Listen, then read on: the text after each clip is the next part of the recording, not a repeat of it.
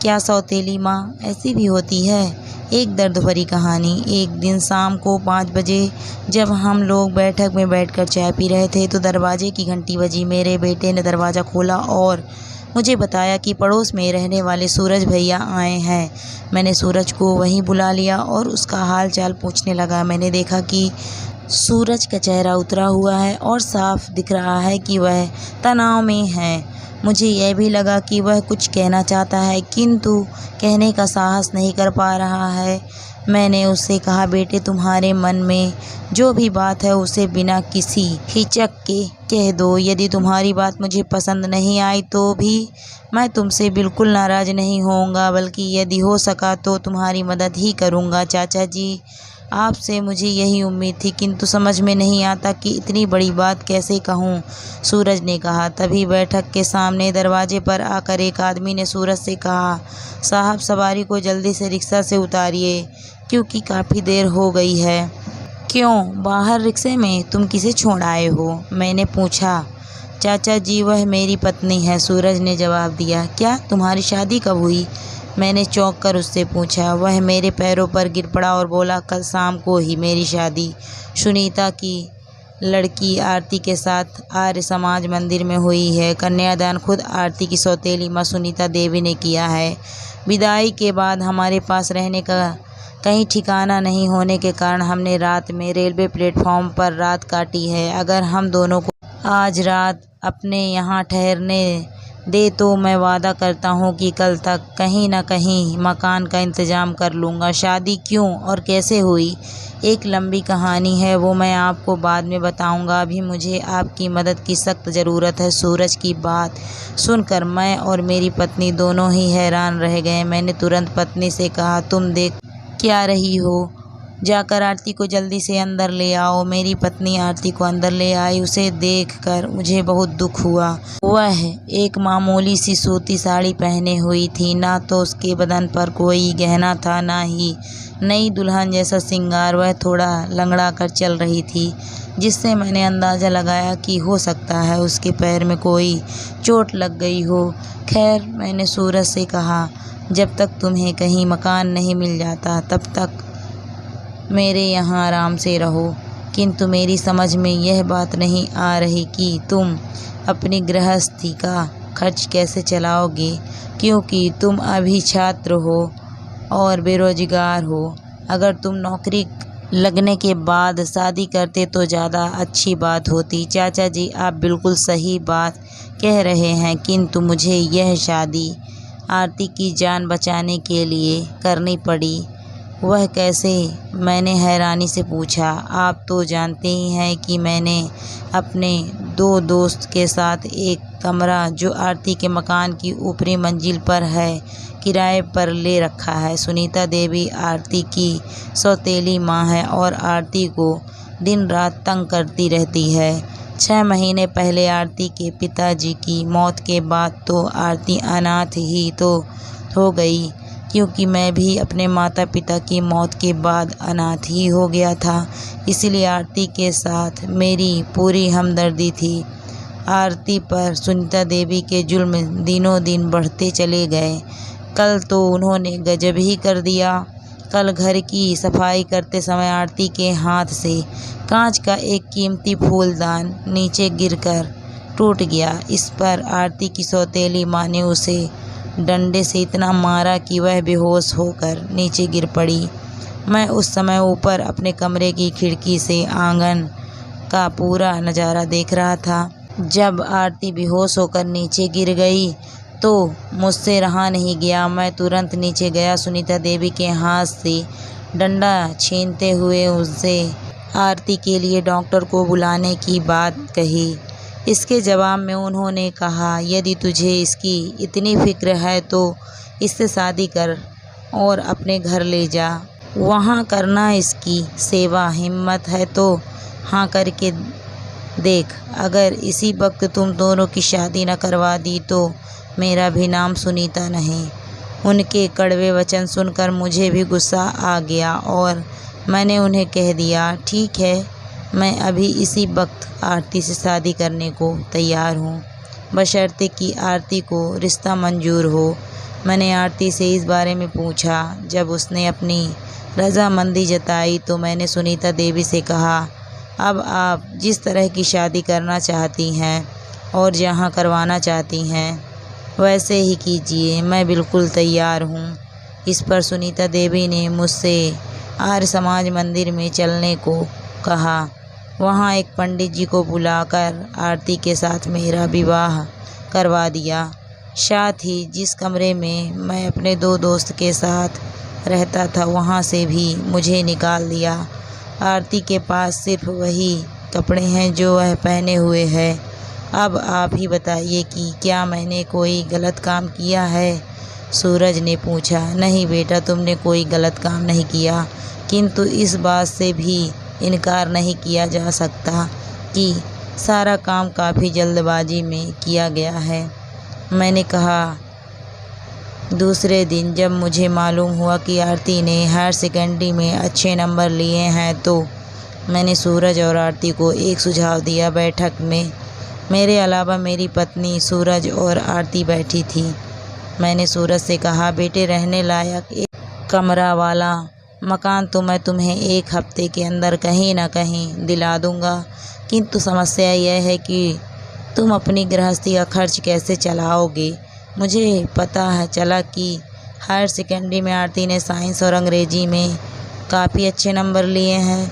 मेरा सुझाव है कि अपने नए घर में आरती यदि स्कूल में पढ़ने वाले बच्चों को ट्यूशन पढ़ाना चालू कर दे तो अच्छी आमदनी हो जाएगी। चाचा जी, मैं आपकी बात से पूरी तरह सहमत हूँ, आरती ने कहा। सूरज, तुमने भी पढ़ाई के अलावा क्या कोई और योग्यता हासिल की है? मैंने उससे पूछा। जी हाँ, मैंने हिंदी और अंग्रेजी में टाइपिंग की परीक्षा पास की है और मैं नौकरी पाने की कोशिश भी कर रहा हूँ, सूरज ने कहा। यह तो बड़ी अच्छी बात है। मैं फ़िलहाल के लिए तुम्हें एक हिंदी टाइपराइटर कहीं से किराए पर दिलवा देता हूँ। बाद में अंग्रेजी टाइपराइटर का इंतज़ाम भी हो जाएगा। तुम मन लगाकर अच्छी तरह से टाइपिंग का कार्य करोगे तो तुम्हारे पास इतना अधिक रकम आ जाएगा कि कर नहीं पाओगे। मैं आपकी बात का पूरा ख्याल रखूँगा और आपका यह एहसान ज़िंदगी भर नहीं भूल पाऊँगा, सूरज ने कहा। 1 सप्ताह बाद वह अपने नए घर में चले गए। इस घटना के लगभग 4 माह बाद एक दिन सुबह 7 बजे मैं और मेरी पत्नी बाहर बगीचे में बैठे चाय पी रहे थे कि तभी एक औरत ने हम दोनों को नमस्कार कर कहा, मैं आरती की माँ सुनीता देवी हूँ। मैं ज़्यादा समय नहीं लूँगी, 5 मिनट में ही अपनी बात कहकर चली जाऊँगी, लेकिन पहले बैठिए और बताइए कि आपके यहाँ आने का मकसद क्या है? मैंने पूछा। मुझे मालूम है कि आपने आरती और सूरज की काफ़ी मदद की है और वे दोनों आजकल एक सुखी जीवन जी रहे हैं। देखिए, हमने इंसानियत के नाते जो कुछ बन पड़ा सो किया। मैं मकान के कागजात आपको देने आई हूँ। इन कागजातों के मुताबिक मैंने अपना घर आरती और सूरज के नाम पर कर दिया है और कल ही यह छोड़कर जा रही हूँ, किंतु आपसे हाथ जोड़कर विनती है कि यह बात 6 माह तक सूरज और आरती को ना बताएं। यह कहते उनकी आंखों में आंसू छलक आए। अच्छा, अब मैं चलती हूँ। यह कहकर जब वह जाने को उठ खड़ी हुई तो मेरी पत्नी ने उन्हें बैठा लिया और कहा, बहन जी, हम लोगों की समझ में तो कुछ भी नहीं आ रहा है। आपसे विनती है कि साफ साफ पूरी बात बताइए, वरना हम आरती और सूरज को भी कुछ नहीं समझा पाएंगे। पहले मैं चाय बनाकर लाती हूँ। चाय पीने के बाद मैंने सुनीता देवी से कहा, देखिए, आरती की शादी के बाद आप बिल्कुल अकेली रह गईं। अब जब आप यह मकान भी सूरज और आरती को दे रही हैं तो खुद कहाँ रहेंगी? मैंने ख्याल में तो यह मकान अभी आप अपने पास ही रखिए। आखिर आपको भी तो एक ठिकाना चाहिए। मैं तो यही समझ नहीं पा रहा हूँ कि आप ऐसे क्यों कर रही हैं। मैंने सुनीता देवी को समझाते हुए कहा, भाई साहब, यह मैं आपको कहीं बात बता सकती कि मैं ऐसा क्यों कर रही हूँ। ऐसा कहते कहते वह फूट फूटकर रोने लगी। उनकी दशा देख हम दोनों घबरा गए। मेरी पत्नी ने उन्हें अंदर लेकर सोफे पर लिटाया। धीरे धीरे उनसे सारी बात पूछ ली। बाहर आकर पत्नी ने जब पूरी बात बताई तो मैं भी हैरान रह गया। पत्नी की आंखें भी भर आई थी और मैं भी सोच रहा था कि क्या ऐसा भी हो सकता है। सुनीता देवी से जो बातें मालूम हुई वह कुछ इस तरह की थी। सुनीता देवी वैसे सौतेली माँ नहीं थी जैसा कि आमतौर पर लोग समझते हैं। आरती को वह बहुत प्यार करती थी, किंतु उनके पति की मौत के बाद वह घबरा गई। उनकी तबीयत भी खराब रहती थी।